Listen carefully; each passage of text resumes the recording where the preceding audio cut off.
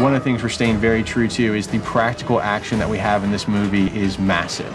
We have a Golden Gate Bridge chase sequence that took 15 days to shoot. We have a gigantic future war in this movie. The third act fight with John and Guardian at the end is massive. So the scope and scale of this truly is as big as anything we've ever made.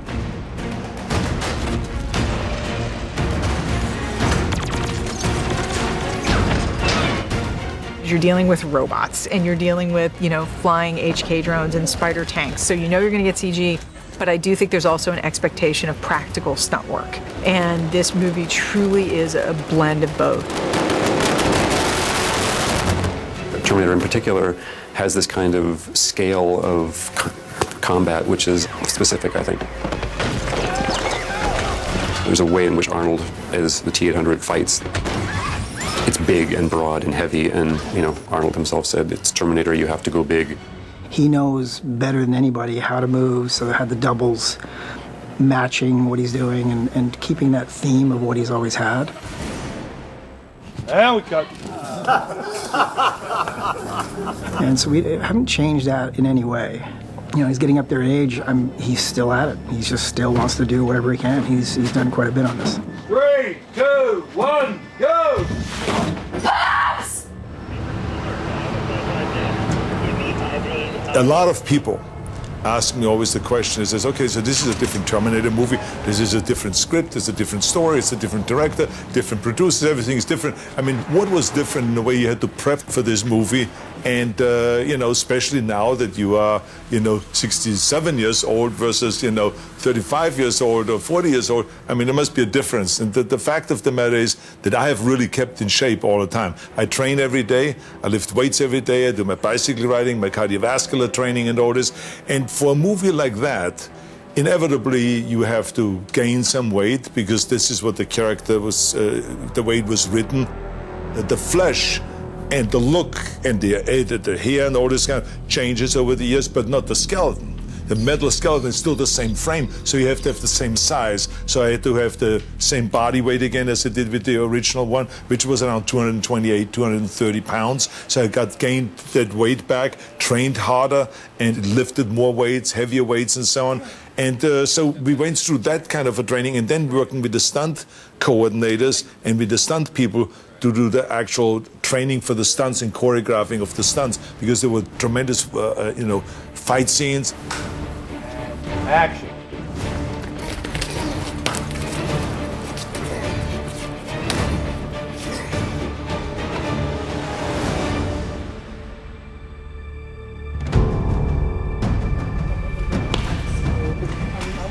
Amelia, I already knew she was a tough cookie. I've been in the wilds of Malta with her standing naked surrounded by dragons, so I know how tough she can be. But I think, her of all people had the biggest challenge. I think Emilia Clarke has really had her hands full, because anyone that takes on a role like that and has to live up to the kind of standard of a Linda Hamilton, this is a tough act to follow. And she dove into this whole thing, and she did the weight training, and she got a trainer for martial arts, and she got a trainer for the bodybuilding and the fitness training, and then worked with the stunt guys. So she really went all out. And coming up. She's game for anything. She was happy to come into the stunt stage and kind of, was always excited to do more and more and more.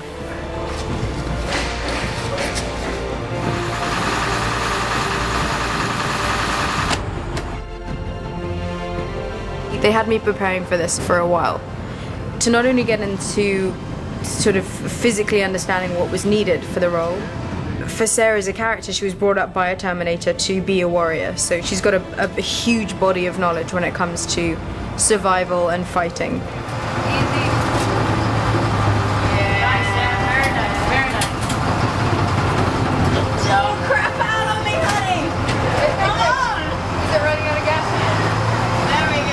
So there was a lot of stuff that was kind of needed just to feel comfortable embodying that within and kind of walking with Sarah and always being prepared.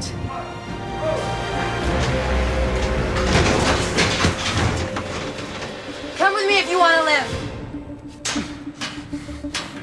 I think that Jai Courtney was a perfect pick because he was like a strong guy.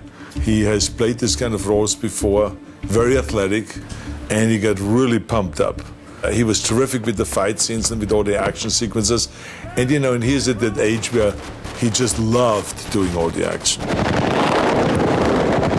Jai was already able to do anything they threw at him. I mean, he was ridiculously Jai fit. can play a machine. I mean, he's so relentless, strong. and then some of the horrible things that were done to him And hanging during the upside show. down and throwing and I mean, I think he had the worst of it because he was the most capable. They realized he was the one that, just hang him, don't hang anybody else. He'll be fine. We'll put him in the harness. We'll Yeah. make it so he's the one. Yeah.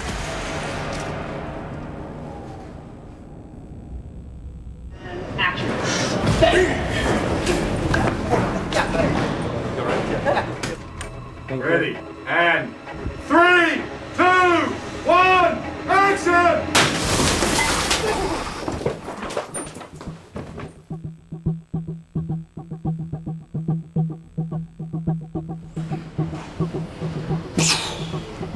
And honestly, you want this to feel like a football player just sacks somebody. I mean, like, the impact needs to be violent and aggressive. This just feels really, really soft.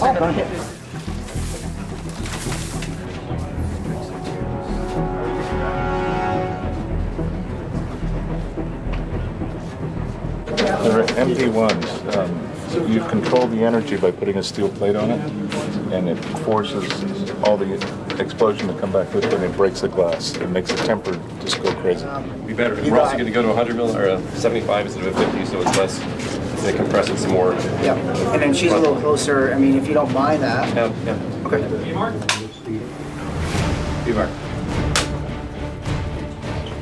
Smug it up, Dave.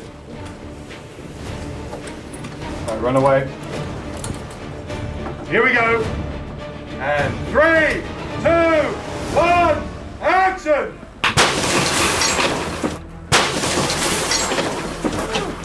Billy, Mike, you good? Are you okay though? You got some. Oh, that's good. You want to turn this? I've got some of this.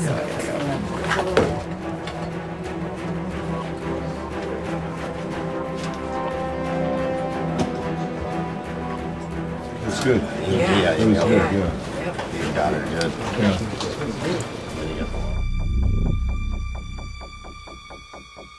Alan Taylor is such an expert with action because he has done those kind of movies before, so he knew exactly what he was doing, and it was really great to feel like protected by him because he knew how to work with the visual effects people, the special effects people, the stunt coordinators, and the camera crew, and everyone, how to mold it all together and create this synergy so that you can create great scenes and then make it all work. Yeah, the farthest you can extend it, the better. Maybe even 2 hands. Right. Ready and action. Zero, go!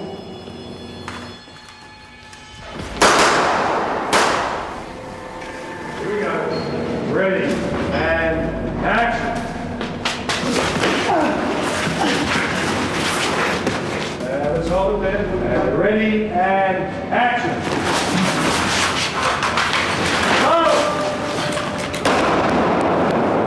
Well, there's guns. I'm not sure if I mentioned the guns, but I'm going to mention them now.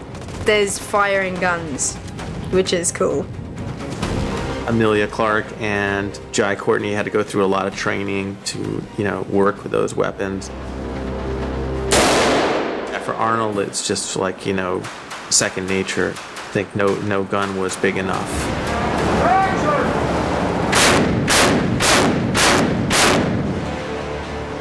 We had an armorer named Harry Lou, who was kind of a genius of weaponry that kind of kept everybody, in check.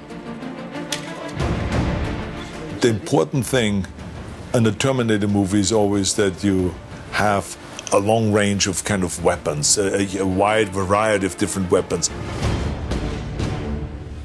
Well, this is the Guardian's munitions bunker. This is where he's been stockpiling weapons for several decades. I think there were probably more guns on that set than than on many military bases. This set has probably 500 weapons, I would say, right? Yeah, between rubbers and replicas and real and collectible period pieces. Right. And also some of the guns from the other movies that we were trying to incorporate into this set in particular when the camera panned and we saw this. The M79. The M79, and we've got the minigun here. Yeah. When I first started, I met Harry out in California with the director and the producers, and we went through the script and we discussed all the weapons. And ultimately, we wanted to introduce some new weapons, clearly, because that's a very important part of the story. The problem we had early on is that the vision what the future weapons are. If the machines are designing weapons, they don't care about design, really. They care about function. So we had to sort of become machines ourselves when we were thinking about what kind of guns that they would create. This could be maybe my favorite one. This one was the original leaf blower. This is a plasma gun that was created by the future, the endoskeletons. Happy with the weight of it. It weighs about 30 pounds. This gun was used by Kyle Reese in the Future War. Also, this is based on an AK-47 technology, so it fired beautifully, and we designed it based on that gun because of the reliability of it. And again, you know, we've got our plasma tech down here, and in theory, the guerrillas made these based on things that they could find.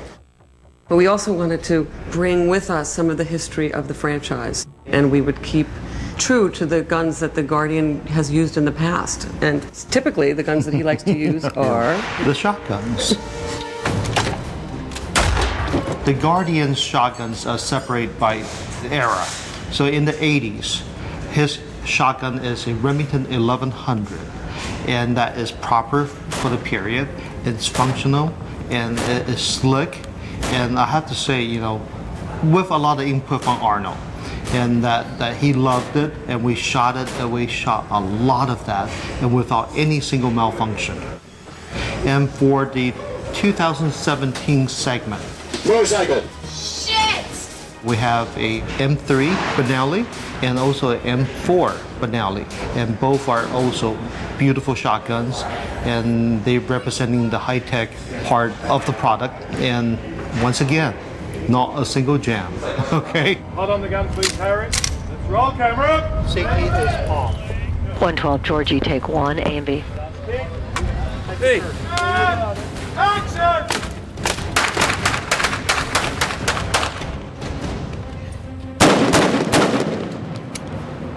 The key thing is as you shoot and it makes this bang, this loud noise, then you don't blink because machines don't blink, right? So therefore you have to really be trained and you have to do it over and over again. So it's all through reps that eventually the brain understands that not to flinch when you shoot. So I was able to master that after, again, training it very hard and practicing a lot.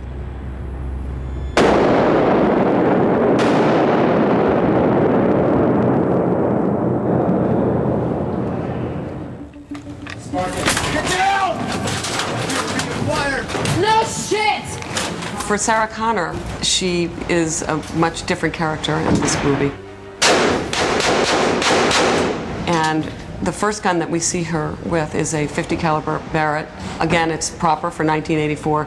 And this weapon posed a few problems for us because it had to serve two different purposes.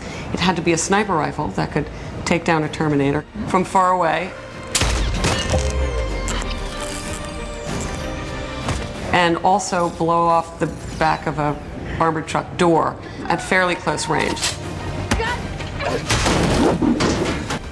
The length of the barrel, oh my goodness. We talk and we brainstorm, and you know, what can we maneuver inside the vehicle? What can we maneuver inside a Brinks truck, which you'd think is big? It is not that big. So this was what we chose, and it worked out very, very well.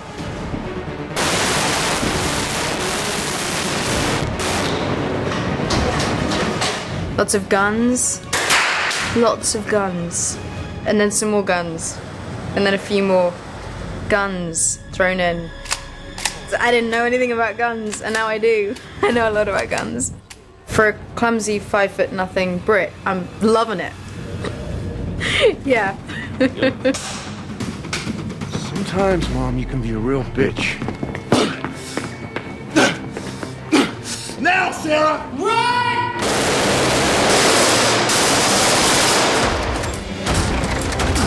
I'm now dangerous. It's f***ing awesome.